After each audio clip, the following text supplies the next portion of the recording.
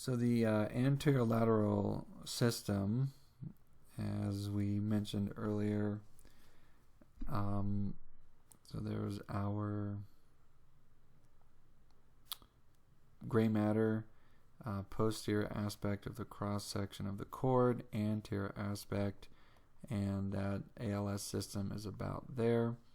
And it's composed of the spinothalamic tract, spinoreticulae, and spinomesencephalic tract.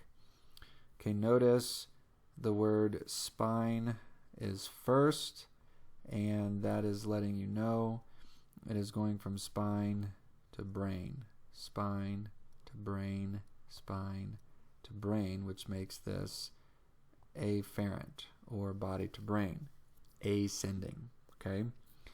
The spinothalamic tract is conscious perception of pain. The spinoreticulae tract is autonomic and the limbic emotional reactions and arousal.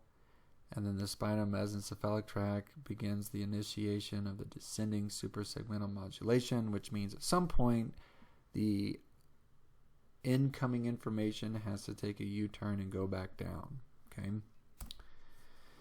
Okay, this is showing you decussation. Okay, this is something we'll draw out later, but introducing a new term to you. Decussate means to cross over. Okay, so the way our bodies work, so here's the brain. Okay, basically an anterior view of the brain, and then there's the spinal cord. This would be the left hemisphere. This would be the right hemisphere. And as you know, when the left brain controls right body, and the right body or right brain controls the left body. Okay. So this crossover is called a decussation. And this map over here talks about that. We're going to draw our own map, which will simplify what you're seeing over here. Okay, but for now, know what decussate means. It means crossover. And also understand that the left brain controls the right body, and the right brain controls the left body. Okay.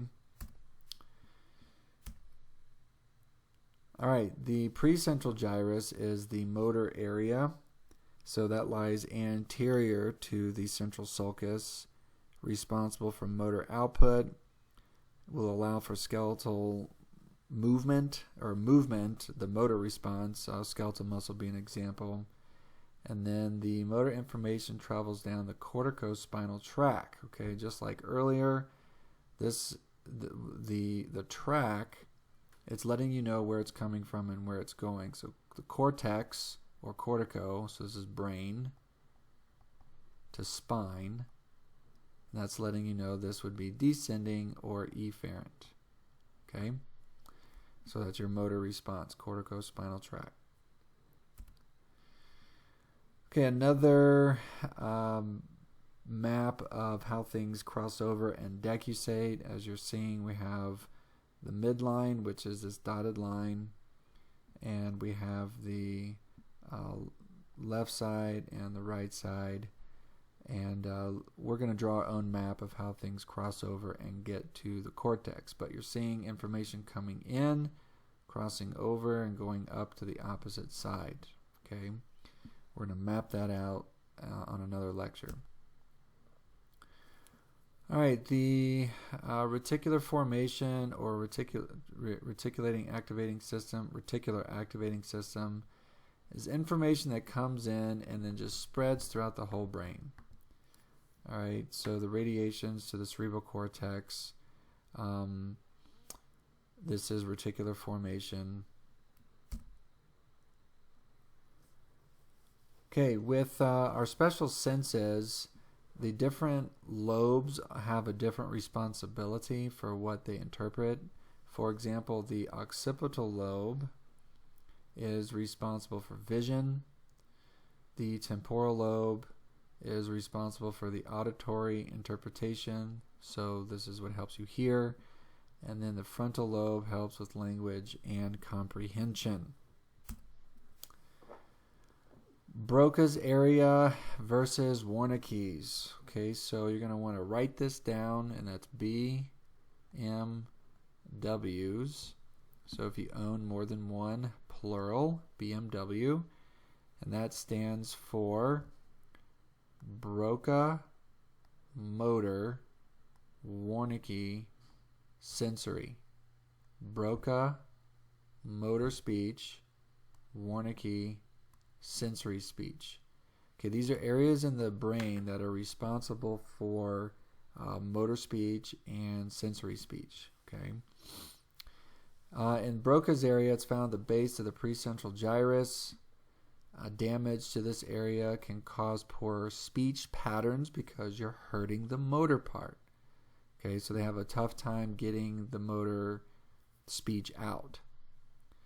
Wernicke's area is located posterior central sulcus and slightly inferior to it. And this is, since it's sensory, it's a disorder of the comprehension of speech. Okay, so when they talk to you, they may appear confused or in a state of mental disturbance.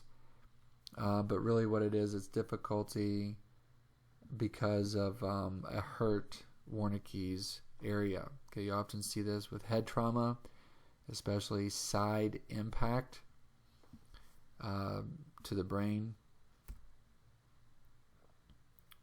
Okay, this is just showing you different parts of the brain that do different things, like Broca's area for speech. There's your language and comprehension. Olfactory is smell. There's auditory or hearing, vision.